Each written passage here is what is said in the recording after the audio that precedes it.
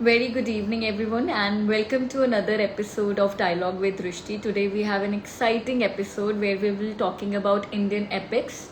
And if I'm audible, please give a thumbs up. So sorry we had to join again because of some technical issue. I'll try to add Emmy ma'am as soon as possible. Yes.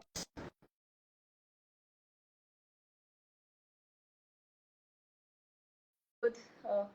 Emmy ma'am, I can see you in the live. Please join. I've sent you a request. Hi Himanshu. Hi everybody. Hmm. Ma'am, I can hear. Oh, wonderful. Very good evening, ma'am. Namaste. Thank you so much for joining us. It is a pleasure, and I'm so thankful to have you. Namaste, Drishti. Very happy to be here with you. Thank you so much for having me. Ma'am, I have listened to so many of your podcasts. I am incredibly inspired by the work you have done and the kind of inspiration you are to the audience. मैं seriously मतलब बहुत कम लोग हैं who have become a voice and a authority, you know, especially when it comes to Mahabharata and Ramayana. You are one of them. You Google it, you YouTube it, everything. आपका पहला video आता है, आपका सुन के मुझे लगता है कि हम एक सही जगह से सही फैक्ट से पता चल रही हैं चीजें. And we are so thankful कि आप जैसे गेस्ट हमें आज ज्वाइन कर रहे हैं. It's a pleasure. Thank you so much for coming here and you know I can not thank you enough. Thank you, Drishti. मेरे लिए भी it's a big honor for youngsters like you जो इतना स्वयं से कर रहे हो और entrepreneurs already leading the way for the youngsters and to get engagement with them and knowing that they appreciate my work, it's quite a compliment for me as well. Thank you, ma'am. Ma'am, सबसे पहले ma'am you are a writer. You have written books, especially on Mahabharata and Ramayana. मैं जब आपके podcast देख रही थी तो ma'am पहला जो मेरे मन में सवाल ये आया कि आपसे पूछा गया कि आपने क्यों लिखना स्टार्ट किया. You know I got to know कि आप पहले ब्लॉग्स लिखते थे, बट आपने उसका हमेशा जवाब दिया कि मेरे मन में बहुत से सवाल थे और मैं उन जी. सवालों का जवाब ढूंढ रही थी और इसलिए मैंने पढ़ना शुरू करा. और जब मैं पढ़ रही थी तो शायद मैंने लिखना शुरू किया.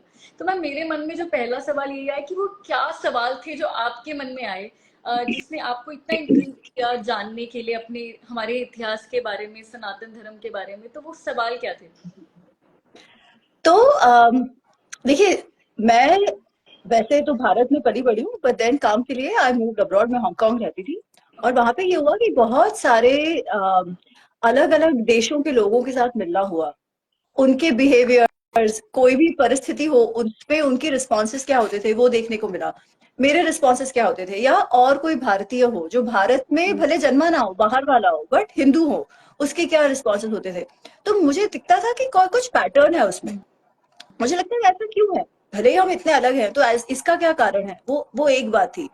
दूसरा था कि महाभारत रामायण तो सभी को हमेशा से पसंद आते हैं और हम सबको लगता है कि हमें पता है, तो हमारे बहुत वाद विवाद उस पे होते हैं. मेरे भी होते थे, मेरे भी मित्रों के साथ, कलीग्स के साथ वाद विवाद होते थे. पर हमेशा ऐसे होता था कि कभी ना कोई निष्कर्ष ही नहीं निकलता था, क्योंकि सबका अपना अपना पर्सपेक्टिव होता था. और अगर आप लोगों को कहते हुए प्रवचन में भी सुनो तो सब कहेंगे कि धर्म धर्म कुछ नहीं होता, सारा ग्रे होता है. तो मुझे लगता है हाँ, बात तो सही है. तो फिर हम क्या कह रहे हैं इन ग्रंथों के द्वारा, जिसको हम इतिहास कहते हैं, जिनको हम कहते हैं कि ये हमें जीना सिखाते हैं, इससे हम क्या सीख रहे हैं कि सब चलता है. Is that what it is? तो ये प्रश्न थे और जिसके लिए मैंने बहुत सारी पुस्तकें पढ़ी. बट इट्स अनफॉर्चुनेट, बट अधिकतर पुस्तकें जो महाभारत रामायण के नाम से लिखी जाती है वो फिक्शन ही होती है, जिसमें किसी ना किसी का पर्सपेक्टिव होता है. वो कहेंगे द्रौपदी का पर्सपेक्टिव, कर्ण का पर्सपेक्टिव, दुर्योधन का पर्सपेक्टिव, अर्जुन का, युधिष्ठिर, जिसका भी पर्सपेक्टिव आप ले लो. तो मुझे लगता था ये इनको कैसे मालूम कि इनका क्या पर्सपेक्टिव है. कुछ तो होना चाहिए जिनसे पता चल रहा है कि अच्छा इनका ये पर्सपेक्टिव था. पर ऐसा तो है नहीं, है ना. उसका मतलब क्या है कि सब ऑथर्स या जो भी लिख रहे हैं, बोल रहे हैं, वो स्वयं का पर्सपेक्टिव उनके नाम से बढ़ा रहे हैं, है ना. किसी अश्वत्थामा या युधिष्ठिर या दुर्योधन ने किसी को आके बताया तो नहीं है ना ये मेरा पर्सपेक्टिव है. yes. तो उसका मतलब there has to be one base, correct, one base जहाँ से वो डिराइव कर रहे हैं, बट उसमें तो कुछ अलग ही दिया हुआ है. So then I am like इस क्या है, पता तो चले. एंड जब मुझे कोई भी उत्तर इन चीजों की नहीं मिले कि भाई क्यों हम महाभारत को धर्मशास्त्र भी कहते हैं, क्यों किसी को हीरो कहा गया है, क्यों किसी को विलन कहा गया है, जबकि पॉपुलर नैरेटिव में उनका बिहेवियर तो कुछ और ही लगता है हमें. तो ये सारे प्रश्न मुझे थे जिसके उत्तर जब कहीं नहीं मिले तो मैंने कहा मुझे I have to go back to the origin, और उसके लिए मुझे थोड़ा तो संस्कृत सीखना पड़ेगा. तो दैट्स हाउ वी जर्नी उस तरीके से शुरू हुई. मैम यही है कि मुझे लगता है कि अपने सवालों से ही सबसे पहले आपको इंटरेस्ट पैदा होता है। अगर आपको खुद क्वेश्चंस नहीं आएंगे, इसलिए कहते हैं कि हमारे हमेशा कहा जाता है कि क्वेश्चंस हमेशा होने चाहिए। मैंने जी। जर्नलिज्म पढ़ा है, तो मुझे याद है अच्छा। हमारे प्रोफेसर हमेशा ये कहते थे कि क्वेश्चंस होने चाहिए, क्वेश्चंस कभी खत्म नहीं होने चाहिए, आपके सवाल कभी खत्म नहीं होने चाहिए। और वही एक अच्छा जर्नलिस्ट या कोई भी तरीके का काम आपको करना है, तो आपके मन में सवाल तो होने ही चाहिए।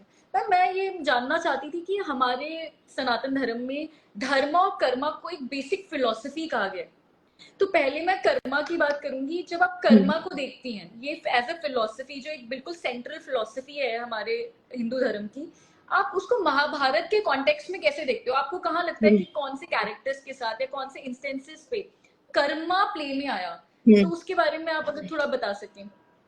देखिए, हम सबके जीवन में कर्म प्ले में आता है। There is no running away from karma. कर्म मतलब क्या? वेरी सिंपली अगर कर्म का अर्थ देखें तो कर्म होता है एक्शन। कोई भी कार्य करना, ठीक है, वो तो हम करते ही हैं। कुछ ना करना भी कर्म है, ठीक है, तो वो तो हम करते ही रहते हैं। जो inaction Sanatan is also philosophy है, action. exactly, inaction is also action. You choose to not to act that, right? But you are still existing. तो गीता में कृष्ण कहते हैं कि as long as you exist, आप कुछ ना कुछ तो कर रहे हो। भले आपको पता ना हो, श्वास ले रहे हैं, वो भी एक कर्म है ना? तो एक्शन तो चलती रहती है। पर जो कर्म सिद्धांत जो हम कहते हैं सनातन धर्म का, उसका, उसमें हम ये कहते हैं कि जो जैसा करेगा वो वैसा भरेगा, ठीक है, कि मनुष्य को उसके कर्मों के अनुसार फल मिलता है। अब क्या वो फल हम चाहते हैं वैसा हो है, तो ये हम नहीं कह सकते, ठीक है, वो पर रिजल्ट है। मिलता अवश्य। तो मैं महाभारत में आपके कौन से एग्जाम्पल्स हैं जहां आपको लगता है कि अब आप देखो कि उसका ये कर्म था और ये उसका हाँ, रिजल्ट तो निकला? कर्म में आप ऐसा नहीं कह सकते कि ये एक्शन का ये रिएक्शन हुआ, ठीक है। बाय एंड लार्ज आपको ओवरऑल देखना पड़ेगा। बाय एंड लार्ज ओवरऑल देखना पड़ेगा कि जिसके साथ कुछ अच्छा हुआ है उसने अवश्य कुछ अच्छा किया होगा, जिसके साथ बुरा हो रहा है उसने अवश्य कभी कुछ ना कुछ किया होगा। पर ऑल्सो हमेशा बुरा होने का अर्थ आपने कुछ बुरा किया है ऐसा भी नहीं है, बिकॉज दैट बुरा होना might actually be a stepping stone to something else, right. मैं हमेशा ये कहानी बताती हूँ, वो एक चाइनीज फार्मर की कहानी है। उसमें ऐसा है कि वो जो चीनी किसान है, उसने एक घोड़ा खरीदा। जब घोड़ा खरीदा तो आसपास वाले सारे लोग आए कि अरे भाई आप तो बहुत नसीब वाले हो, आपने एक घोड़ा खरीदा, क्या बात है, कितना अरबी घोड़ा, जबरदस्त, वगैरह वगैरह। तो वो किसान बोलता है हाँ ठीक है सब। तो सब सोच रहे हैं कि ऐसे कैसे, ऐसे फर्क नहीं पड़ रहा है, इतना अच्छा घोड़ा खरीदा है, हम तो कितने एक्साइट होते। ठीक है, फिर कुछ दिनों बाद क्या हुआ, इसका जो यंग सा बच्चा था, लड़का था, 18-19 साल का, वो घोड़े को चलाने जाता है, तो दूर तक ले जाता है, घूम रहा है मस्त एकदम स्टाइल में, और गिर जाता है। तो गिर जाता है तो पैर में फ्रैक्चर हो जाता है। तो फिर सारे आजू बाजू वाले जो नेबर्स है वो आते हैं और कहते हैं कि अरे बेचारा, ये देखो, ये तो खराब हो गया, हमको लग रहा था घोड़ा अच्छा शकुन लाया है, बट ये तो अपशुकुन हो गया बेचारा, देखो उसके पैर टूट गए, महीने भर अब उठ नहीं पाएगा, कितनी बुरी बात है।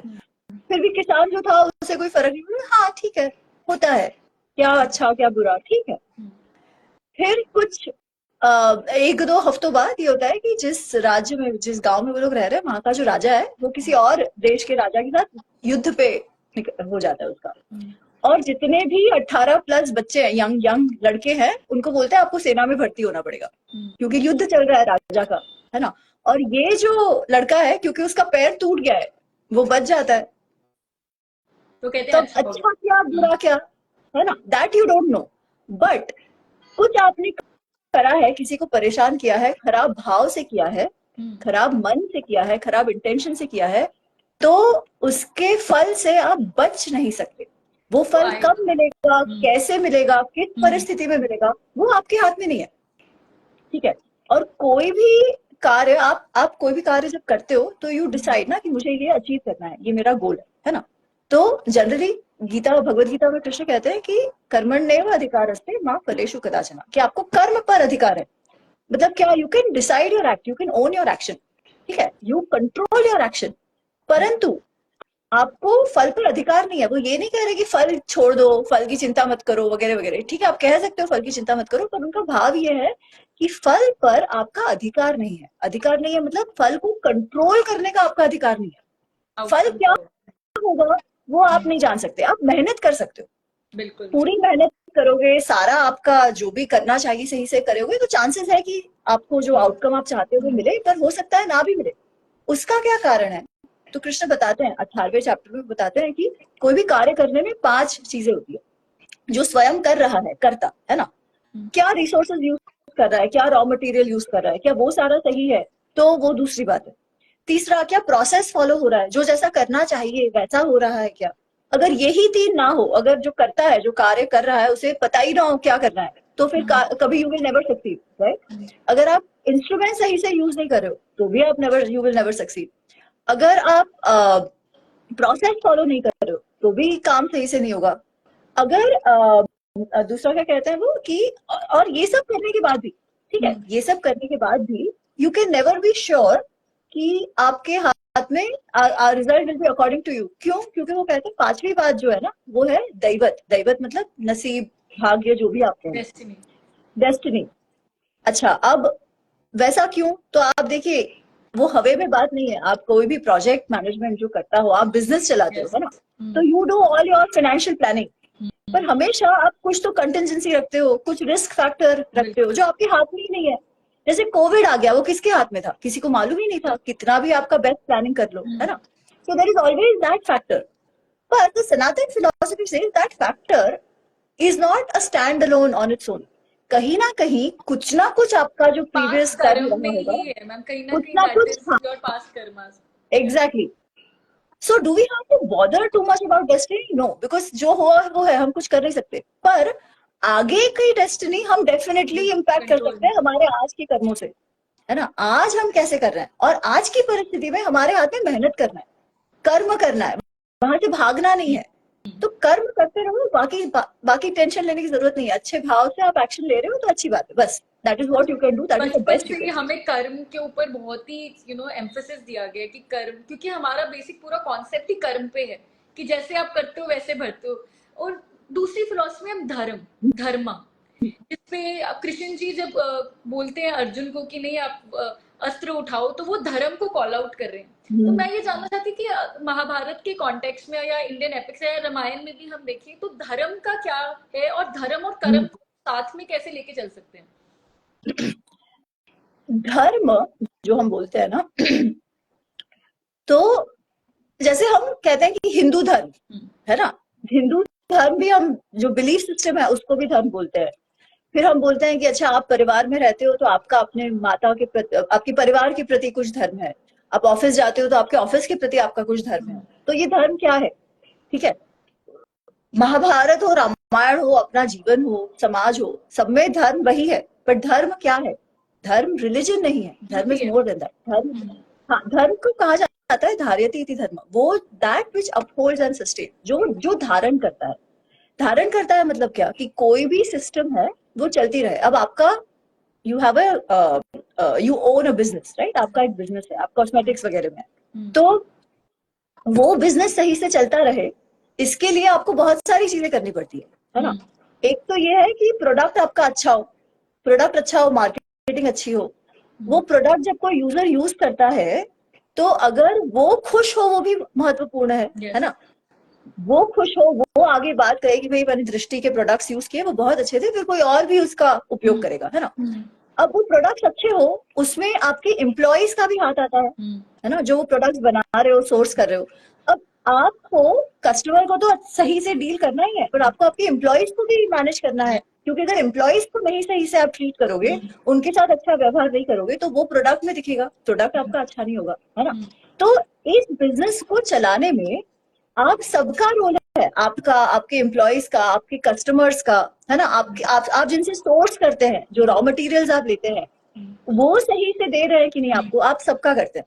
और अगर आप सब अपने अनुसार अच्छे से परिश्रम करके सही भाव से कार्य करते हो आपके एंटरप्राइज के लिए, तो सबका फायदा होगा। आपके एम्प्लॉयज को अच्छी रेज मिलेगी, कस्टमर्स को अच्छा प्रोडक्ट मिलेगा, आपके प्रॉफिट बढ़ेंगे, आपके प्रॉफिट बढ़ेंगे, बिजनेस बढ़ेगा, आप जहां से सप्लाई ले रहे हो उनको अच्छा होगा, राइट। पर कोई ये कहे कि भाई मुझे परिश्रम तो चाहिए, I want the employees to work, but मैं उनको पे नहीं करूंगा। Even if the business is growing, मैं अपना प्रॉफिट बढ़ाता रहूं, उनको कुछ नहीं दूंगा, तो क्या ऐसा बिजनेस सस्टेन कर पाएगा क्या? वैसा बिजनेस तो टूट तो आप, हाँ, जाएगा। तो आपका धर्म आ जाता है कि आप जिस पोजीशन पे हो आपको उसकी ड्यूटी करनी है। कि मैं करेक्ट। अगर हेड कर रही हूँ, चाहे मैं मार्केटिंग हेड कर रही हूँ, मैं कंपनी को हेड कर रही हूँ, तो मेरा धर्म है कि मैं, कर्म तो मेरा जो एक्शन है, हाँ, बट वो धर्म को भी फॉलो करना चाहिए मेरे ख्याल किसी ने। एब्सोल्युटली। हाँ। हम्म। क्यों? अगर आप वो नहीं करोगे तो वो बिजनेस टूट ही जाएगा इवेंचुअली, है ना? कुछ टाइम तो you might make lot of profit, पर उसके बाद लॉन्ग टर्म सस्टेनेबिलिटी उसकी नहीं रहेगी अगर सब अपना कार्य सही से नहीं कर रहे तो, है ना? तो आप सबका, आपके सिस्टम के, आपके जो बिजनेस के प्रति एक धर्म है, वही चीज आप परिवार में ले लो। परिवार में माता पिता बेटी बेटा सब लोग हैं, सबका कुछ ना कुछ धर्म है, आप कर्तव्य कह लो टूवर्ड्स दैट या। फैमिली, है ना? वो फैमिली को अगर सस्टेन करना है कि आपको एकत्रित रहना है, तो फिर वो सबको करना पड़ेगा। अगर कोई कहे नहीं नहीं मैं तो मेरे परिवार से लूंगा बट करूंगा नहीं कुछ उनके लिए, तो चल पाएगा क्या? नहीं। नहीं, राइट? तो dharma is the principle, karma is how you live it, and बिल्कुल। धर्म इज मतलब that dharma principle is the which ensures philosophy you sustainability. Follow to do your karma. मतलब करेक्ट। धर्म से ही वो है। बोला जा रहा है कि जब कृष्ण बोलते हैं अर्जुन को कि आपका धर्म है, आप शत्रु है, आप क्षत्रिय हैं, बट वो जो एक्शन ले रहे हैं वो कर्मा है, जो वो करेंगे that is the Karma, that is the. Correct. तो मतलब करेक्ट। धर्म से ही निकल के, मतलब दोनों आई थिंक इंटर रिलेटेड है मेरे ख्याल से मैम, जितना। कर्म, आपका जो कर्म है, आपका एक्शन है, वो धर्म संगत हो सकता है या अधर्म संगत हो सकता है ना? वो सही, अगर आप सही भाव से कर रहे हो, कर्तव्य भाव से कर रहे हो, किसी को परेशान करने के लिए नहीं कर रहे हो, तो वो धर्म से रिलेटेड है, because that will allow your business to grow. ठीक है? आपके बिजनेस में अगर से कोई एम्प्लॉय ऐसा है जो चोरी करता है, तो कर्म तो वो भी कर रहा है, कर्म कर पर रहा वो है, बट वो धर्म से दुष्ट रिलेटेड कर्म नहीं कर कर रहा रहा है, तो वो है। अधर्म करेक्ट। से कर रहा है। बिल्कुल। करेक्ट। बिल्कुल ठीक है मैम, आई थिंक क्योंकि ना ये फिलोसफीज, मेरे को लगता है कि सबसे खूबसूरत चीज मैम एक हिंदू परिवार में जन्म लेने की या ऐसी संस्कृति में जन्म लेने की ये है कि हमें हमें कुछ ऐसा नहीं सिखाया गया कि ये फॉलो करना है वो फॉलो करना है, हमें धर्म और कर्म के बारे में बहुत सिखाया गया। करेक्ट। हमें हमेशा बोला गया, मतलब बचपन से मैंने कभी भी, मेरे मदर ने कभी मुझे कोई ऐसा नहीं कहा कि ये ग्रंथ पढ़ो या ऐसा करो। मुझे हमेशा बेसिक फिलोसफी, चाहे मेरी दादी थे चाहे मेरी मदर थे, उन्होंने कहा कि कर्म पे जरूर ध्यान रखो कि तुम्हारे कर्म क्या है। आई थिंक ये एक ऐसी फिलोसफी है जो जब एक बच्चा परिवार, एक हिंदू परिवार में होता है तो उसको हमेशा एक बताया जाता है, और एग्जाम्पल्स महाभारत और रामायण के दिए जाते हैं जी। कि देखो रावण के साथ क्या हुआ था। रावण तो इतना पढ़ा लिखा था, रावण तो इतना ज्ञानी था, बट उसके कर्म नहीं सही थे, तो उसके साथ ये हुआ। तो मेरे को लगता है बहुत ही मैम ब्यूटीफुल फिलोसफीज है, and thanks to people like you we are able to get to know more of it. Ma'am दूसरा एक चीज मैंने बहुत सुनी है, जो मेरे दादी कहते हैं कि जो महाभारत में जो ज्ञान नहीं, वो दुनिया में हम्म। ज्ञान नहीं, ये क्यों कहा हम्म। जाता है? इसके बारे में मैं बहुत इंट्रीग्ड हूँ, क्यों ऐसा क्यों बोलते हैं? देखिए, महाभारत ना, महाभारत में बहुत सारे लोग इन्वॉल्व है ना? उसमें बहुत सारे रिलेशंस है, माता माँ बेटे का, भाई भाई का, कजिन्स का, जो आपके कंपेटिटर्स है उनका, है ना? तो बहुत सारे रिलेशंस है। एम्प्लॉय राजा, और राजा के जो एम्प्लॉय है उनका, जो लॉयल है लॉयल नहीं है, उन सबका। तो सारे ही जो कैरेक्टर्स महाभारत में है, वो एक चीज से डील कर रहे हैं। ठीक है? उसका एक बेस्ट एग्जांपल अर्जुन है। उससे हम शुरू करते हैं, then let's understand. Okay. Arjun, जब अभी हमने गीता की बात कही, है ना?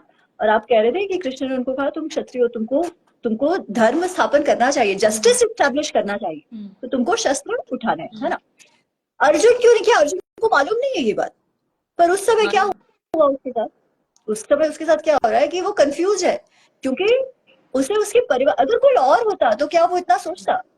पर यहाँ पे क्या हो गया, हमने अभी धर्म की बात कही, कर्तव्य की बात कही, है ना? तो यहाँ पे तो कुटुंब भी है, उसका परिवार है, परिवार को अच्छा रखना, बढ़ाते रहना, वो भी वो भी धर्म है। उसका कर्तव्य है, हाँ, वो भी धर्म वो है। भी धर्म है। हम्म। पर समाज में जस्टिस, न्याय स्थापन करना, वो भी उसका धर्म है। हम्म। अब वो क्या करे, कौन से धर्म को प्रायोरिटी दे, राइट? ये ये उसका संकट है, जिसे हम धर्म संकट बोलते हैं। वही बात आप भीष्म की ले लो, उनको पता है कि कौरव गलत है, पर he is a loyal employee of the rajya of Hastinapur.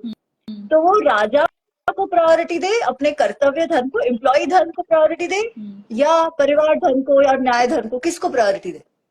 ये उनके धर्म संकट है।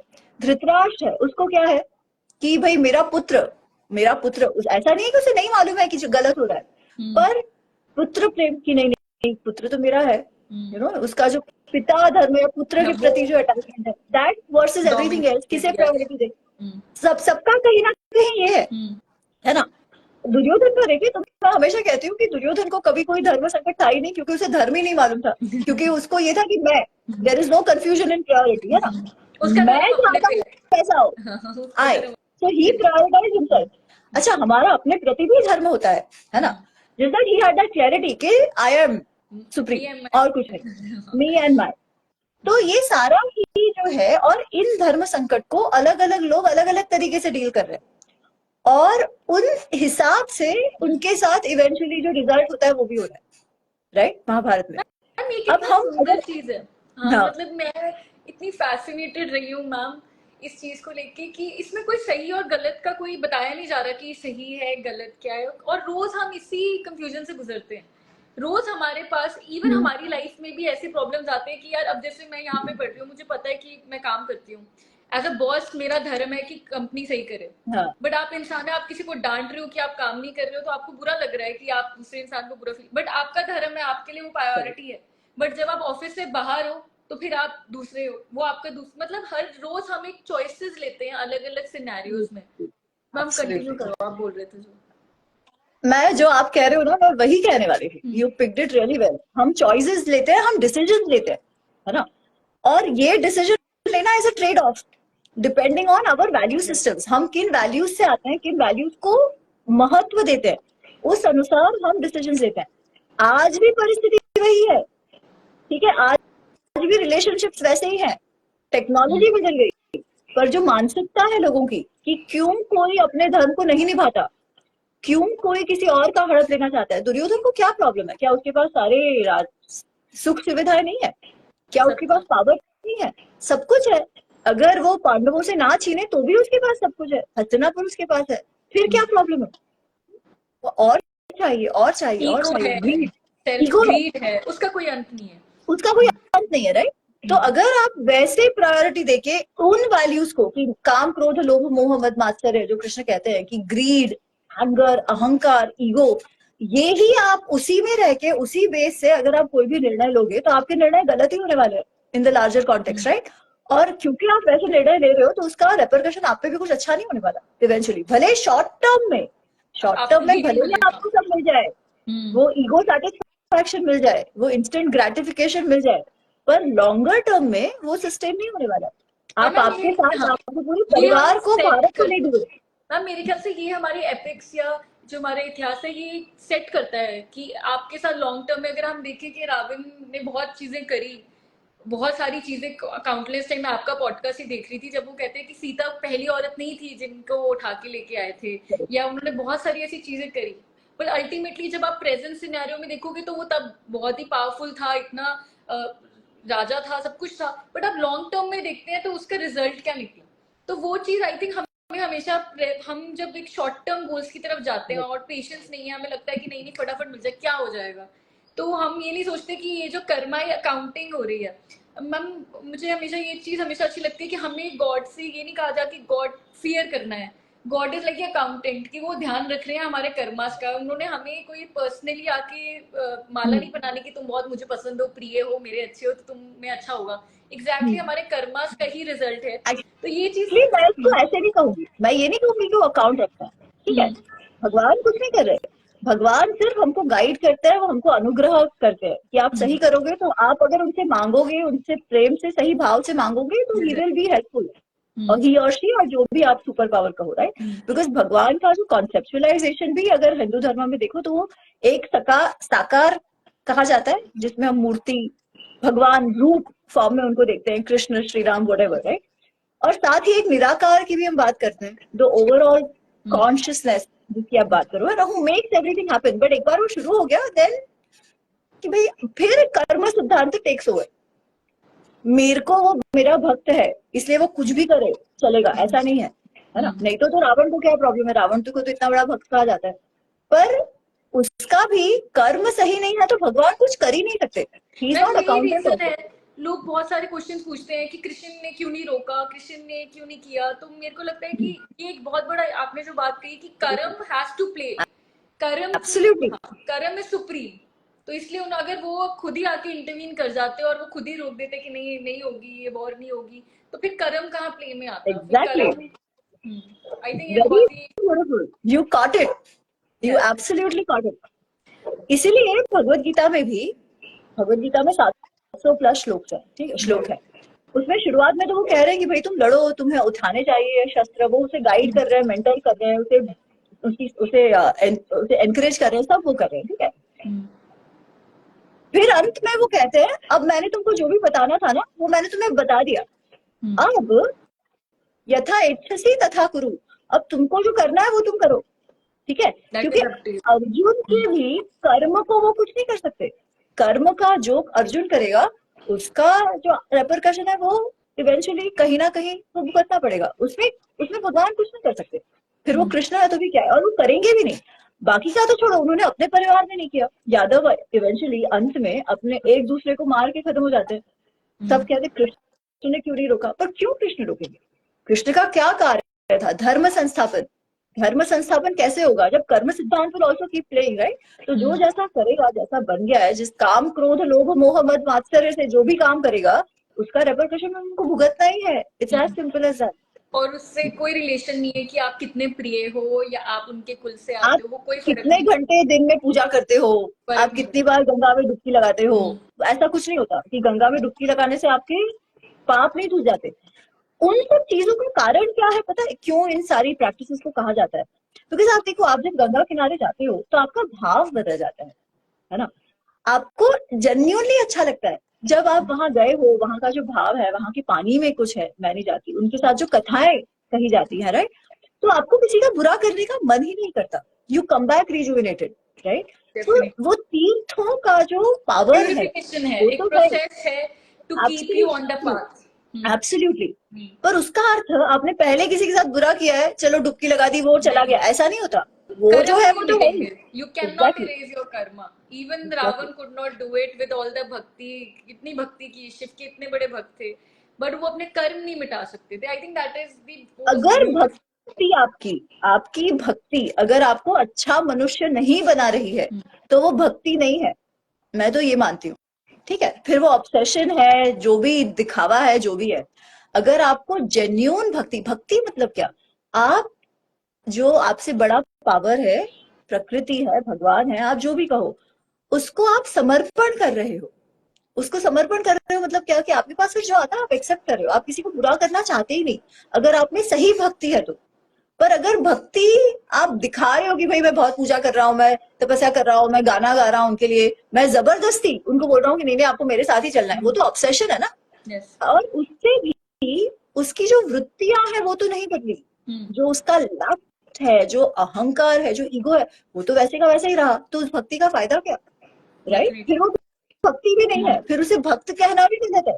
It is just an obsessive person जो चाहता है कि नहीं भगवान मेरे अनुसार बिहेव करे, ऐसा थोड़ी ना होता है। मैम हम जब धर्म और कर्म की बात कर रहे हैं, एक कैरेक्टर है महाभारत में कर्ण, जिसको कहते हैं कि एक ट्रैजिक हीरो की तरह दिखाया गया है कि वो धर्म और कर्म के बीच में फंस जाते हैं। उनको पता है कि गलत है, बट उनका धर्म है कि वो दोस्त हैं, वो कर रहे हैं। तो उसके बारे में मैम थोड़ा बताएं कि वो एक ऐसे कैरेक्टर हैं जिनसे लोग बहुत सिंपथाइज भी करते हैं, जिनकी स्टोरी एक ट्रैजिक स्टोरी भी मानी जाती है। तो आप कैसे उनका कैरेक्टर देखते हैं और उनकी लाइफ देखते हैं?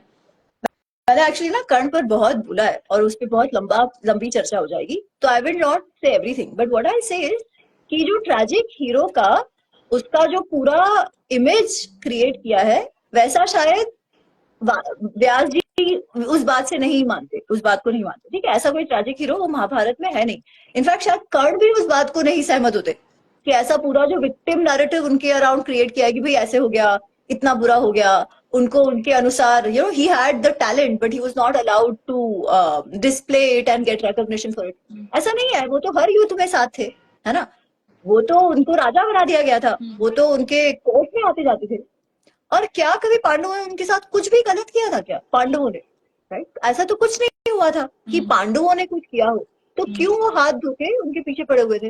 कि भाई मुझे अर्जुन को मारना है, मुझे अर्जुन को मारना है। क्यों भाई, अर्जुन ने क्या ऐसा तुम्हारा बिगाड़ा था, राइट? तो that was his matsarya, his intense jealousy, where he thought he was, Arjun को ज्यादा भाव मिल रहा है और उसे कम मिल रहा है। अब कितने सारे इंस्टेंसेस महाभारत में ही आते हैं जहां Karna and Arjun have come face to face and Arjun has overpowered. फिर वो विराट युद्ध हो, गंधर्व युद्ध, जिसमें गंधर्व से अर्जुन कर्ण हार जाता है और अर्जुन एक्चुअली दुर्योधन को रिलीज करना, गंधर्वों से छुड़ाने का काम अर्जुन और भीम और उन सब ने किया है। द्रौपदी की स्वयंवर के वक्त भी जो जब अर्जुन वो जीत के ले जा रहा होता है, तब सारे राजा इंक्लूडिंग जो कर्ण वहां पर है वो उससे लड़ाई करते हैं और भीम और अर्जुन के सामने हार जाते हैं। तो कितने सारे ऐसे इंस्टेंसेस है ना। उसका अर्थ ये नहीं है कि उसमें टैलेंट नहीं है, उसका अर्थ ये नहीं है कि people have not recognised his talent, they have, but his continuous jealousy of one upmanship did not help. ठीक है, वो तो उसकी कैरेक्टर की बात हो गई, वो एक चीज रखो, ठीक है। अब लोग कहते हैं कि वो धर्म में फंसा हुआ था, जैसे आपने कहा कि वो धर्म कर्म में फंसा हुआ था कि भाई मेरा मित्र है, मुझे मालूम है गलत है पर मेरे मित्र का मैं साथ दे रहा हूँ। मुझे एक बात बताइए, दुर्योधन का साथ देकर दुर्योधन को अच्छा किया या बुरा किया उसने? बुरा किया मैम, रुकना चाहिए। तो फिर एक फ्रेंड का धर्म क्या होता है? सही रास्ते पे लाना। हाँ, तो क्या उसने वो किया?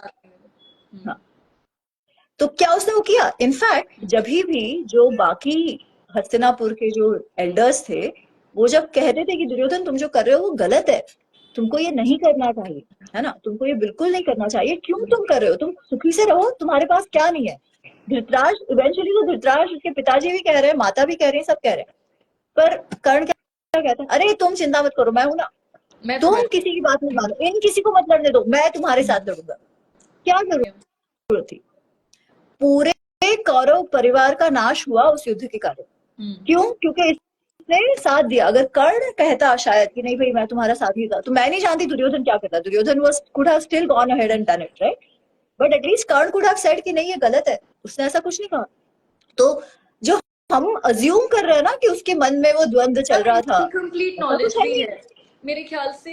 एक क्योंकि हम लोग ग्रंथों से सीधा पढ़ते नहीं हैं, हम सुनी सुनाई बातें करते हैं। और दूसरा मुझे कहीं ना लगता है मिस इन्फॉर्मेशन हर चीज के बारे में इतनी ज्यादा है कि कहीं ना कहीं शॉर्ट फॉर्मेट में हम चीजें सुनते हैं। अब जैसे आपका पॉडकास्ट 1 घंटे का 2 घंटे का कोई सुने, या कोई उससे बेहतर है कि वो तो सुन ही रहा है, बट आजकल लोग क्लिप सुन लेते हैं, यूट्यूब शॉर्ट्स देख लेते हैं, तो वो आधी अधूरी कहानियां सुनते हैं हम। और बहुत ही कम लोग हैं जो आपकी किताबें पढ़ेंगे या फिर कोई जाके सीधा सोर्स के पास जाएंगे। आई थिंक कहीं ना कहीं हम लोग इसलिए मिस इन्फॉर्मेशन भी बहुत है, हमें बहुत चीजें पता ही नहीं है। जो मैंने जब आपके पॉडकास्ट को सुना तो मुझे लगा यार ये तो मैंने सोचा ही नहीं था, ये तो मुझे पता ही नहीं था। और आप हर बार कुछ नया डिस्कवर करते हो। मुझे लगता है कि आपने ये बात आपके पॉडकास्ट में ही कही थी कि अगर आप सोर्स से जाके पढ़ सकते हो, स्पेशली अगर आप, इवन आपने ये भी बात कही कि मैंने संस्कृत क्यों सीखी, बिकॉज मैंने देखा कि अगर ट्रांसलेशन में भी कुछ प्रॉब्लम थी कि कुछ चीजें थी जो मुझे समझ नहीं आ रही थी और मुझे लग रहा था गलत कॉन्टेक्स्ट है, फिर मैंने जाके संस्कृत में देखा तो मुझे समझ आया। तो ये है कि हम ट्रांसलेशन में फंस गए हैं, फिर हम शॉर्ट कंटेंट में फंस गए हैं और बहुत सारी चीजें हैं जिसमें आई थिंक मेरे अंदर भी यही था। मैंने हमेशा एक ट्रेजेडी के तौर पे ही देखा, एक ट्रैजिक हीरो के तौर पे देखा। बट ये जरूर है, मैं इसके बारे में और थोड़ी पढ़ना चाहूंगी और जानकारी लूंगी। और थैंक यू सो मच। इस बारे में और एक बात कहना चाहती हूँ, क्योंकि कई बार जब ये डिस्कशन होते हैं ना तो आप देखोगे आपके कमेंट्स में भी अरे नहीं कर्ण ही ऐसा है, नहीं अर्जुन बुरा है, कर्ण के साथ इतना था, वो सब एक चीज है।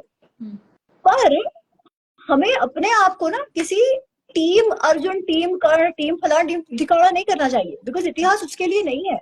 इतिहास हमें हमारे पूर्वजों के जीवन से सीख लेने के लिए है। अर्जुन भी हमारा पूर्वज है, दुर्योधन भी है, कर्ण भी है, रावण भी है, श्री राम भी है, सब है ना। इसमें हमको एक कैरेक्टर के साथ अटैच हो जाना, फिर उसको सब अच्छा अच्छा करना, उसके बारे में कहानियां बनाना, इसकी आवश्यकता नहीं है। आप सबसे सीखो, सबसे क्या करना चाहिए ये भी सीखो, क्या नहीं करना चाहिए ये भी सीखो। ये इतिहास का कार्य, ये इसीलिए हमारे पास ये इतिहास इस प्रकार से आया है कि हमें हमारा जीवन जीने के लिए उपदेश मिले। और हम सारे फ्लॉड हैं मैम, ब्यूटी ये है कि सब फ्लॉड है सारे कैरेक्टर्स में। मुझे लगता है कि कुछ कहते हैं ना परफेक्शन जो हम ढूंढते हैं, हर ना हम परफेक्ट खुद भी नहीं है, ना जिंदगी परफेक्ट है। और मैं अभी पीछे किताब पढ़ रही हूँ द साइकोलॉजी ऑफ मनी, उसमें एक कॉन्सेप्ट है जिसमें है कि नोबडी इज क्रेजी, कि हमें लगता है कि ये किसी ने ये फैसला क्यों लिया। अब हम रामायण के अगर कॉन्टेक्स्ट में बात करें तो बोलते हैं कि राम ने ऐसा क्यों करा, राम ने सीता जी को क्यों कहा कि अग्नि परीक्षा दो। तो हम ये नहीं समझते कि राम उस टाइम पे एक राजा की तरह सोच रहा है, शायद वो हस्बैंड की तरह नहीं सोच रहा, चाहे कॉन्टेक्स्ट से आप देख रहे हो वो उस तरीके से सोच रहे हैं। तो वैसे मैम मेरे को लगता है कि हम सारी ही फ्लॉड है, सबका अपना अपना कॉन्टेक्स्ट है देखने का। अगर आप उसे फ्लॉड देखो, फ्लॉज मतलब क्या, फ्लॉड व्हाट नहीं इज मतलब फ्लॉ, नहीं नहीं, फ्लॉड मतलब क्या is the question I will ask, that's a right point, ठीक है। बेसिकली क्यों हम गलत चीज करते हैं, कई बार तो वी डोंट नो, इंटेंशन बुरा नहीं होता but we don't know what is the right approach, वो जाने, बट बाय एंड लार्ज क्यों करते हैं, it all boils down to the shad ripu जिसकी बात कृष्ण करते हैं, लास्ट इंटेंस डिजायर कि मुझे चाहिए मतलब चाहिए, डजंट मैटर अच्छा है बुरा है, आई डोंट केयर, मुझे चाहिए, मैंने देख लिया तो चाहिए, मेरे बाजू वाले के पास है तो मुझे चाहिए, दैट्स ग्रीड, जेलसी, राइट, अहंकार, मुझे कैसे कह दिया, मेरा अपमान, मैं कैसे इसके सामने, मैं वो उसको किसी किसी ने अच्छा कह दिया, राइट। तो सारे डिसीजंस हम जो कार्य करते हैं वो इन भावों से करते हैं, दीज आर द फ्लॉज, ठीक है, ये सब में होते हैं, I agree, but should we say हाँ ठीक है सब में फ्लॉज है, let's be comfortable, no, itihas teaches us a hero is the one who at least makes an effort to get over get beyond that and control those, और खुद को नहीं पता तो take the right guidance, right। पर महाभारत में अगर आप देखो तो द क्लियर डिफरेंशिएशन जो हमको पांडवों और कौरवों में दिखता है ना, वो ये है कि पांडवों को जब कोई सही सलाह देता है तो वो मानते हैं, they speak it, they have that humility, ठीक है। जब दुर्योधन कर्ण को कोई सही सलाह देता है तो दे जस्ट डिसमिस इट, भाई आपने कैसे बोल दिया मुझको, आपने मुझे कैसे बोल दिया कि वो अच्छा है मैं गलत हूं, आपने कैसे बोल दिया, गलत सही का तो बात ही नहीं है, मैं यही करूंगा क्योंकि मुझे ये चाहिए, अच्छा है बुरा है नहीं, मुझे ये चाहिए, मुझे अर्जुन को कम दिखाना है, मुझे पांडवों के साथ रहना ही नहीं है ना, इन सब चीजों में ही आप फंसे हो, उससे बियॉन्ड जाने का प्रयत्न ही नहीं कर रहे हो, दैट इज द इशू। सब में वो वृत्तियां है, why, because they are somewhere our evolutionary instincts जो होती है, पर उसका प्रयोग आप अच्छे चीजों के लिए भी कर सकते हो और बुरे के लिए भी कर सकते हो, राइट, उन पे काम करके उनको कम भी कर सकते हो, and that is the journey we need to make, not be comfortable saying सभी फ्लॉड है तो ठीक है गुड गुड, ऐसा नहीं है, ऐसा नहीं होना चाहिए। पर होता क्या है कि जो वी ऑल हैव दोस ना, हम सब में वो है, as you mention we are none of us are perfect, हम सब में है, हमारी भी वो जर्नी है, इसीलिए हम ना समहाउ जो ऐसे कैरेक्टर्स है उनसे सिंपैथाइज ज्यादा करते हैं कि भाई who don't take ownership of their action and they will like उस कर्ण के साथ अन्याय हो गया इसलिए वो कर नहीं पाया, क्योंकि हम सबको अंदर नहीं देखना है, हमको बाहर ब्लेम करना है, बिल्कुल मैम, ब्लेम देना है कि क्यों नहीं कुछ, why am I not successful, वो तो औरों की गलती है, वो तो समाज की गलती है, वो तो मेरे पिताजी की गलती है, वो तो मेरे कंपेटिटर्स की गलती है, राइट, मेरी कुछ नहीं गलती है, मैं अंदर देखना ही नहीं चाहती कि मेरे में क्या प्रॉब्लम है, कोई नहीं करना चाहता ये, इसीलिए ऐसे जो फिर कैरेक्टर्स क्रिएट हो जाते हैं ट्रैजिक हीरो वाले, उससे हम सिंपैथाइज करना बहुत आसान समझते हैं, क्योंकि अरे हाँ देखो मेरी भी तो यही हालत है ना कि मैं मुश्किल परिस्थितियों में जो धर्म की स्थापना करे, फिर वही भगवान का रूप हुए ना हमारे, हम जैसे राम जी को पूछते हैं गॉड, हम कृष्ण जी को पूछते हैं क्योंकि उन्होंने मुश्किल वक्त में जहाँ पे शायद कोई भी इमोशनली कोई और होता तो वो इधर से उधर जा सकता था, गलत फैसले ले सकता, बट उन्होंने बार बार धर्म की स्थापना करी अपने एक्शन से, अपने कर्म से, तो इसलिए उनको इतने हजारों वर्षों के बाद भी हम याद करते हैं और हम उनको मानते हैं, क्योंकि उनके एक्शंस ही, आई थिंक कर्म से जो उन्होंने धर्म स्थापित किया, वो इंस्पायरिंग है, और वो सारे हमारे एज अ यूथ हमें देखना चाहिए। मैम ये इतिहास हम टीवी पे देखते आए हैं, सब कुछ देखते हैं, मुझे लगता है कि बहुत ड्रामेटिक चीजें हम देखते हैं, जैसे हमें आदत हो गई है कि कुछ एपिसोड में बहुत ही वास्ट इतिहास को, एक हिस्ट्री को हमें कंसाइज करके एक एपिसोड में कुछ डायलॉग्स में कुछ कॉस्ट्यूम्स में हमने बॉक्स कर दिया है कि हमें पता ही नहीं है। मुझे तो, मेरे लिए तो एक रीअवेकनिंग थी जानना, और अभी भी जैसे मैं आपका सुनती हूँ और मैं और भी जो राइटर्स है उनका देख रही हूँ, तो हमें पता चल रहा है कि हम बचपन से जो सोचते आए हैं जिस तरीके से, इवन मुझे याद है मैं एक पॉडकास्ट सुन रही थी जिसमें आप राम की डिस्क्रिप्शन दे रहे हो, आप बता रहे हैं कि Ram was very broad and very strong and had big arms, और जैसे हमने एक पोर्ट्रेयल देखा है राम जी का, वो बहुत ही डिफरेंट है। तो मुझे लगता है कि राइट इंफॉर्मेशन और राइट जो सोर्स है वो पहुंचना बहुत जरूरी है। मैम हम रामायण के ऊपर बात करते हैं। मैम मुझे ये जानना था कि हमेशा राम जी को एक परफेक्ट राजा और एक परफेक्ट हस्बैंड की तरह पोर्ट्रे किया गया। हमेशा कहा कि उन्होंने एक राजा पे अपना धर्म निभाया है, अपनी पत्नी के लिए धर्म निभाया है। आप जब रामायण में राम जी को देखते हैं, उनकी जर्नी को देखते हैं, तो आपको क्या लगता है कि एक राजा और एक पति के बीच में क्या कभी उन्हें वो धर्म स्थापना में प्रॉब्लम आई कि मैं अभी राजा की तरह फैसला लूं? स्पेशली बहुत क्रिटिसिज्म मिलता है कि अग्नि परीक्षा के बारे में, और ये कुछ हैं जो लोग बोलते हैं कि नहीं ऐसा क्यों किया, ये पत्नी के खिलाफ था। तो आप उसे कैसे देखते हो कि एक राम एक एज राजा एंड राम जो सीता जी के पति हैं? ये ना दृष्टि वही बात है जो हम अर्जुन के लिए बोलते हैं, धर्म संकट।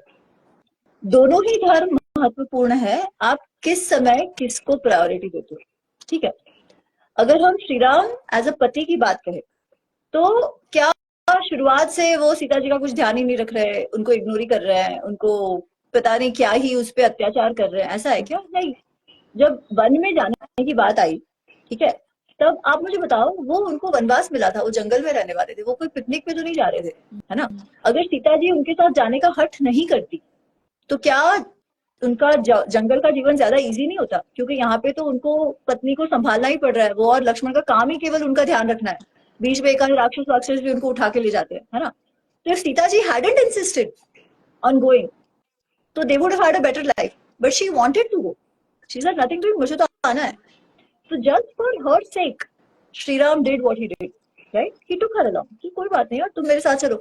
अगर तुम मेरे साथ आना चाहती हो तो कोई पावर ऐसा नहीं है जो तुम मुझे वो रोक सकता है कि मैं तुम्हें ना ले जाऊं, क्योंकि तुम्हारे बिना तो मुझे स्वर्ग भी नहीं चाहिए। और वो उसे ले जाते हैं, पर वो डिसीजन किसका है? सीता जी का। और वो जब मना भी कर रहे हैं तो वो ये कह रहे हैं कि मैं तुम पर वनवास थोप नहीं सकता, इसलिए मैं नहीं कह सकता कि चलो चलो, ठीक है? तो he is that kind of a person जो इसमें भी जबरदस्ती नहीं कर रहे। He is waiting for her to express what she wants, because at that point he had accepted vanvas as he thought was the right thing to do, and then he was following his pati dharma की पत्नी को क्या चाहिए उसके अनुसार होगा।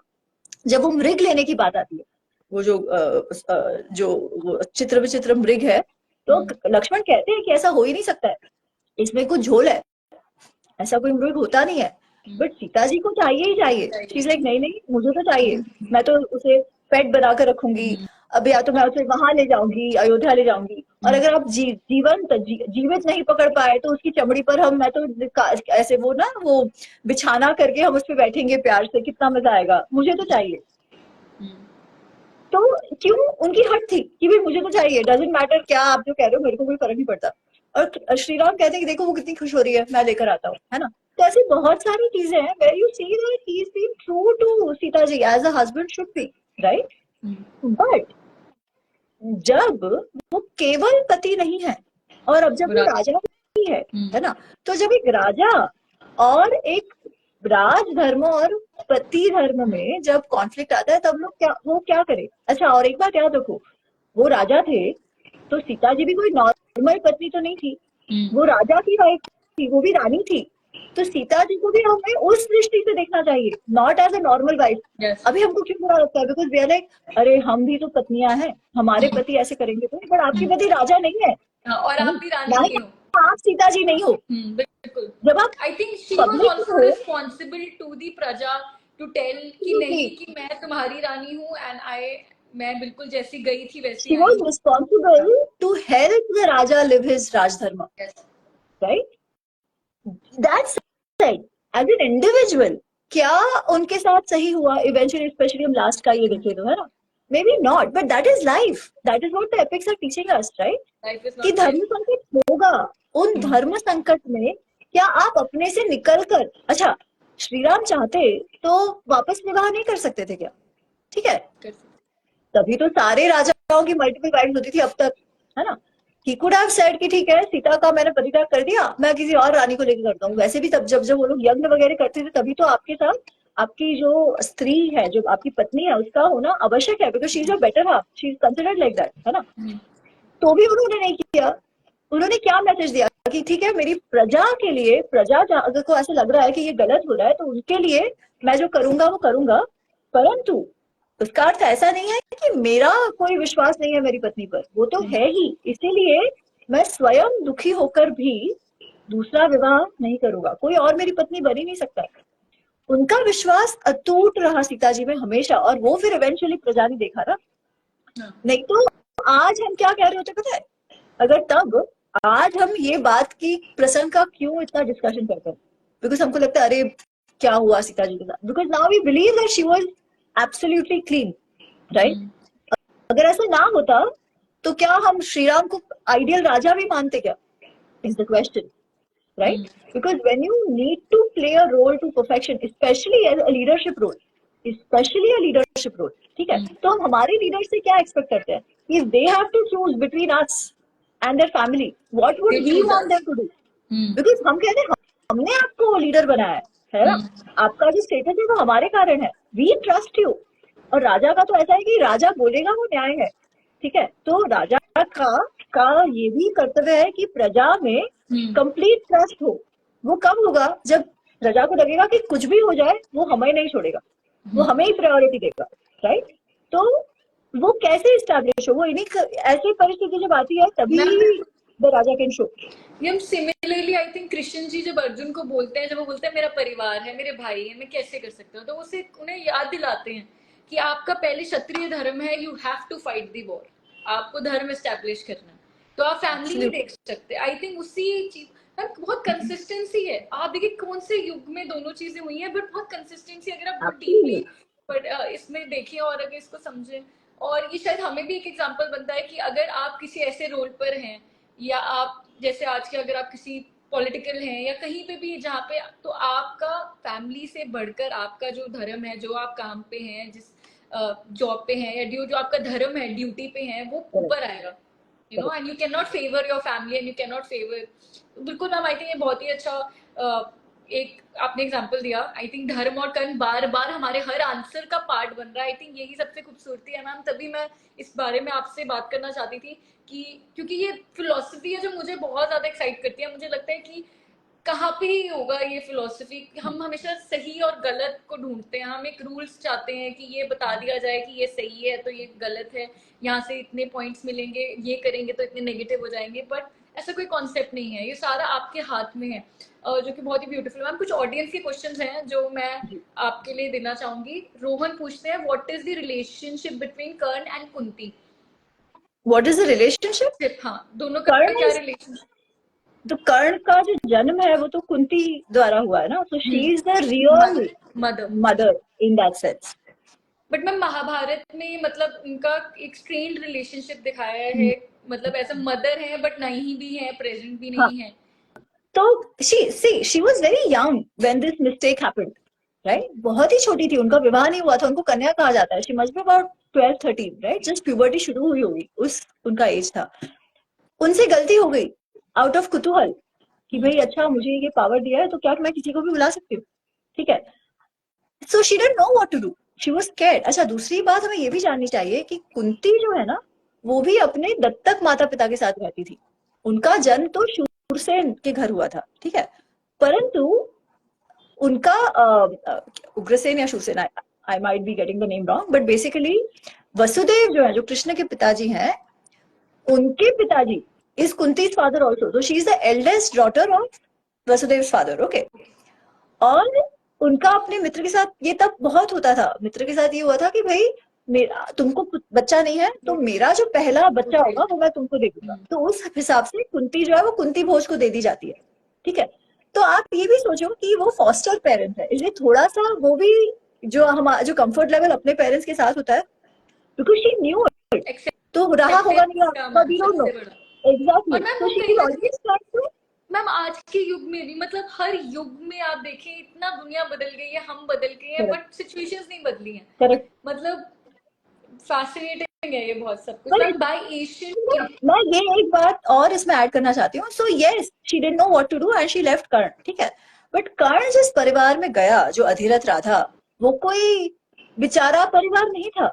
दे were also very well off. उनका जो डिस्क्रिप्शन है वो भी बहुत अच्छा है। और तब उनको पुत्र नहीं था, तो वो बहुत प्रेम से अधिरथ और राधा जो है वो ध्यान रखते हैं कर्ण का, और उनकी बात को उनके पुत्र भी होते हैं, and Karna is always given a lot of respect. तो it was not as if he was brought up in a lot of tragedy. नहीं, ऐसा नहीं था. ठीक है, ये ऐसा नहीं था. तो did she leave him? Definitely, right? She was not present as a mother for him. But the foster parents he got were not somebody who were oppressing him also. They were loving him like anything. अपने बच्चे से भी अधिक प्रेम शायद उन्होंने उससे किया. नहीं, बिल्कुल ma'am. Ma'am, by ancient Indian facts पूछते हैं, please clarify the character of Shikhandi as per Mahabharat. तो शिखंडी का जो कैरेक्टर है उसकी बैक स्टोरी आती है. ठीक है, महाभारत में जब भीष्म के जो भाई हैं विचित्रवीर्य है ना, तो भीष्म के पिताजी है शांतनु. शांतनु की जो सेकंड पत्नी है सत्यवती. सत्यवती द्वारा उनको 2 बच्चे होते हैं, चित्रांगद और विचित्रवीर्य. चित्रांगद तो जल्दी गुजर जाते हैं. ये जो विचित्रवीर्य है उनके विवाह के लिए 3 राजकुमारियां भीष्म लाते हैं, अंबा, अंबालिका और अंबिका. अंबा जो है वो किसी और के प्रेम में है. ठीक है, तो वो सॉरी वो हस्तिनापुर जाके भीष्म को कहती है कि मैंने तो, मेरा मन जो है वो उस राजा शाल्व में है, मैंने तो पहले उनको पति मान लिया, तो मैं इससे विवाह नहीं कर सकती. भीष्म कहते हैं ठीक है तुम जाओ. उसको भेज दिया जाता है. शाल्व भीष्म से बहुत डरता है. वो कहता है नहीं, उन्होंने ले लिया, अब मैं तुम्हें नहीं अपनाऊंगा. तो she is left in a Limbo. अब यहाँ पर भी नहीं जा सकती क्योंकि वहां तो वो कहते आ गई है. शाल्व ने भी नहीं एक्सेप्ट किया. Obviously she is upset. और कहीं ना कहीं उसे लग रहा है कि मेरी ये परिस्थिति भीष्म के कारण है. ठीक है, तो पहले तो वो परशुराम जी से कहती है कि भाई आप मेरे लिए रिवेंज लो. परशुराम जी लेते भी हैं, युद्ध होता है उनका, but Bhishma actually humbles Parashuram ji at that point, है ना. उनका एकदम इक्वल का युद्ध होता है. तो परशुराम जी कहते हैं मैंने ट्राई किया, मेरे से नहीं हो रहा. तो भीष्म तो अंबा कहती है ठीक है, इस जन्म में नहीं तो किसी तो जन्म में मैं ही भीष्म के मृत्यु का कारण बनूं. और वो इवेंचुअली तपस्या करते हुए अपना देह त्याग करती है. फिर उसका वापस जन्म होता है, तब वो एक स्त्री रूप में जन्म लेती है. पर उसे याद होता है अपना उसका पिछला जन्म, ऐसा बताया जाता है. उसे लगता है कि मैं स्त्री हूँ. नहीं, पहले स्त्री होती है एंड शी इज लाइक अरे मैं तो कैसे कर पाऊंगी. तो again she gives up her life. ठीक है, सेकंड टाइम थोड़ा सा व्हेन शी रियलाइजेस कि भाई मेरा ये कर्तव्य है, बड़ा मैं तो वापस स्त्री हो गई. बट देन इवेंचुअली क्या होता है, she is born as Shikhandini again as a stri to Drupad and his wife. अब द्रुपद जो है, द्रुपद एक बेटा चाह रहा होता है जो द्रोणाचार्य का वध कर पाए. ठीक है, तो उसे ऐसा है कि उससे बेटा हो बेटा हो बेटा हो, पर उसे होती है बेटी जिसको शिखंडिनी कहा गया है. पर उस शिखंडिनी को ऐसा वरदान मिलता है that at some point वो लड़का हो. तो इसे ना बड़ा भी वो लोग लड़के के जैसे ही करते हैं, कपड़े वैसे पहनाते हैं, अस्त्र शस्त्र सिखाते हैं, सब कुछ वो शिखंडिनी को. और उसका विवाह भी कर देते हैं. तब तो जल्दी भी होते थे विवाह, तो उसका विवाह भी कर देते हैं एक दूसरे राजा की बेटी के साथ. अब जब वो बेटी आती है तो फिर तो शी नोस कि भाई ये तो लड़का नहीं है, तो लड़की है. तो वो हल्ला कर देती है, अपने पिताजी के पास चली जाती है. एंड वो राजा बिकम वेरी एंग्री कि भाई ये क्या, आपने मेरे साथ धोखा किया. ऑब्वियसली राइट, आपने स्त्री के साथ स्त्री का विवाह कर दिया. तो द्रुपद बहुत टेंशन में है, शिखंडिनी बहुत टेंशन में है कि अरे बाप रे ये क्या हो गया, अब तो मेरे पिताजी का युद्ध हो जाएगा, वो भी नाश हो जाएंगे, मैं तो बहुत ही अभागी हूँ वगैरह वगैरह. एंड वो कहती है मैं सबको बचाने के लिए मैं चली जाती हूँ और I die so that everybody else is safe. तो जब जंगल जाती है तो she is crying, she is very upset. तो एक यक्ष है तब, वो यक्ष पूछते हैं कि भाई क्या हो गया तुमको, तुम क्यों उदास हो. तो वो पूरी कहानी बताती है क्या हुआ क्या नहीं. तो यक्ष कहता है तुम चिंता मत करो, मैं तुमको मेरा पुरुषत्व देता हूँ. I give you my masculinity and I will take your femininity. फिर जब तुम वापस जाओ. अच्छा, उसमें होता क्या है, राजा के साथ जब युद्ध हो रहा होता है ना, वो जो पत्नी शिखंडिनी की है, वो जब अपने पिता को जाकर कह के आती है कि भाई आप हमारे साथ तो धोखा हुआ है, ये शिखंडी नहीं है, ये तो स्त्री है. तो राजा पहले गुस्सा होता है और वो युद्ध करने वाला होता है. तो द्रुपद कहता है नहीं नहीं ऐसा नहीं है, वो तो लड़का ही है, आप आके चेक कर लेना वगैरह वगैरह. ठीक है, तो वो चेक करने की बात आती है जब शिखंडिनी चली जाती है. चेक करेंगे तो मैं तो स्त्री हूँ, पता चल जाएगा. फिर वो जब यक्ष के पास जाती है तो ये बात भी वो बताती है कि वो टेस्ट करने आने वाले हैं, चेक करने आने वाले हैं, पर मैं तो क्या करूं, उससे अच्छा मैं मर जाऊंगी। तब फिर वो यक्ष कहता है कि I take your femininity and give you my masculinity. तुम ये चेकिंग हो जाए उसके बाद आगे मुझे लौटा देना, ठीक है। तो ये कथा इस प्रकार कही गई है। तो खुश हो जाती है, तो शिखंडिनी से शिखंडी हो जाता है और वो यक्ष जो है वो स्त्री हो जाता है, ठीक है। And she comes back, checking होती है, obviously he's a male, so then everybody is very happy, good फलाना ठिकाना। then as per the promise she is supposed to go back, पर उसके बीच एक और फंडा हो जाता है। कुबेर जो है वो उस यक्ष के पास आते हैं और वो देखते हैं कि वो उसे बुला रहे हैं पर ये बाहर नहीं निकलता यक्ष, बिकॉज वो तो अब स्त्री है ना, वो कैसे जाए। तो कुबेर कहते हैं तुमने जो किया वो गलत है, this is not right, this is very unnatural, ये जो तुमने किया है। और अगर तुमने ये अब किया है तो you will have to be a स्त्री ऑल योर लाइफ, तुम अब वापस चेंज नहीं कर सकती, तो यू बी अ स्त्री ओनली नाउ इन दिस जन्म। तो शी इज अ स्त्री इन दिस जन्म and Shikhandi becomes a man in this जन्म। सो जो वरदान मिला है द्रुपद को कि तुम्हें बेटा होगा, दैट ऑल्सो बिकम्स ट्रू, जो बेटी है वो बेटा हो जाता है। एंड अम्बा का जो मन जो ये था ना कि भाई मैं भीष्म की मृत्यु का कारण बनूंगी, that also is eventually fulfilled because Shikhandi का निमित्त लेकर इवेंचुअली अर्जुन। बट अगेन वो जो एपिसोड हम टीवी में देखते हैं ना कि शिखंडी खड़ा है रथ पर और उसको देखकर भीष्म त्याग देते हैं बस शस्त्र, और फिर अर्जुन उनको बिना शस्त्रधारी भीष्म को मारते हैं, वो ऐसा नहीं है। Shikhandi is a warrior because बचपन से उसने भी वॉरक्राफ्ट सीखा है, ही इज अ महारथी, he is a warrior himself, but just not as good as Bhishma. तो पहले तो the decision is that Shikhandi will fight Bhishma and he is fighting Bhishma but he is very ineffective. तो मतलब वो जो मैम हम स्टोरी सुनते हैं कि वो एज अ शील्ड यूज किया गया था, वो नहीं है? नहीं, एज अ शील्ड नहीं यूज किया है, पर what they do is Bhishma है, भीष्म के पीछे भीष्म के सामने शिखंडी है। अब भीष्म जो है ना वो शिखंडी के को रिस्पॉन्ड ही नहीं कर रहे, ये मारे जा रहा है अपने arrows, importance but Bhishma doesn't care, Bhishma उनको छोड़कर बाकी लोगों से युद्ध कर रहे हैं, ठीक है। He is basically trying to get past Shikhandi. What Arjun does eventually is that he starts fighting Bhishma while Shikhandi is still fighting. The difficulty, the only difficulty, if at all, there is that Shikhandi है बीच में, so aim लेने में भीष्म को थोड़ा सा दिक्कत है, but he is fighting Arjun, he is not fighting Shikhandi, ठीक है। ना ही उन्होंने शस्त्र डाले हैं, ऐसा कुछ भी नहीं हुआ है, he is fighting with his full जोश, but Arjun is also very powerful। और अर्जुन के जो बाण है वो ऐसे लग रहे हैं भीष्म को, तो भीष्म कहते हैं कि ये तो बाण अर्जुन के ही हो सकते हैं जो मेरा ऐसे खून चूस रहे हैं। तो he is also not dropped his weapon and standing there कि आओ मुझे मारो, ऐसा नहीं है। Till the very last Bhishma is fighting, he goes down fighting, but then Arjun ने इतने सारे वो बाण मार दिए हैं कि he can't stand anymore. So that's how the actual युद्ध हैज हैपेंड। ये मैम ये फैक्ट चेक हो गया, बिकॉज मेरे को भी लगा था कि ही वाज शील्ड थे और पीछे से अर्जुन ने धोखे से कर दिया, यू नो। बट हाँ, definitely I think this was, मुझे नहीं पता था इस बारे में। बस मैम एक लास्ट क्वेश्चन है जो पूछा है तेजस दीक्षित ने, उन्होंने पूछा जय Radhe Krishna, if someone wants to start reading Bhagavad Gita तो कौन से पब्लिशर से पढ़े? भगवत गीता के बहुत सारे अच्छे कमेंट्रीज है। मैं टिपिकली लोगों को गीता प्रेस बोलती हूँ। गीता प्रेस का जो सिंपल अनुवाद है, ठीक है, वो हर एक भाषा में उपलब्ध है। यू हैव द संस्कृत श्लोक और उसके साथ हर भाषा में अनुवाद है। आप चाहो जो जिसमें आप कंफर्टेबल हो। मैं कहूंगी कि अगर आप इंग्लिश में नहीं कंफर्टेबल हो, ज्यादा अच्छा है आप अपनी मातृभाषा में उठाइए। गुजराती, हिंदी, मराठी जो भी है सब उपलब्ध है। उसके अलावा जो स्वामी चिन्मयानंद की जो कमेंट्री है भगवत गीता की, वो भी बहुत अच्छी है। स्वामी रामसुख दास है, उनकी जो कमेंट्री है जो आरके मिशन से आई थिंक पब्लिश होती है, आई थिंक, या उनकी स्वयं की है, बट आरके मिशन की भी जो भी कमेंट्रीज है वो भी सारी बहुत अच्छी है। So these are the words I typically recommend Bhagavad Gita के लिए। Thank you so much ma'am, thank you so much for having. अभी you have limited time, but बहुत अच्छा लगा मैम आपसे बात करके, और इतनी जानकारी और इतने फैक्ट चेक्स, इसी में मुझे मतलब बहुत सारी चीजें जानने को मिली। एंड मैं जरूर दोबारा आपसे बात करना चाहूंगी। आपने जो कंट्रीब्यूशन दिया है मैम हमारे एक यूथ के लिए, हमें इंफॉर्मेशन देने के लिए, स्पेशली जब इतने फिक्शन लिखा जा रहा है और आप नॉन फिक्शन लिख रहे हो और फैक्ट्स लिख रहे हो, वो प्रिविलेज है मैम हमारे लिए पढ़ना भी।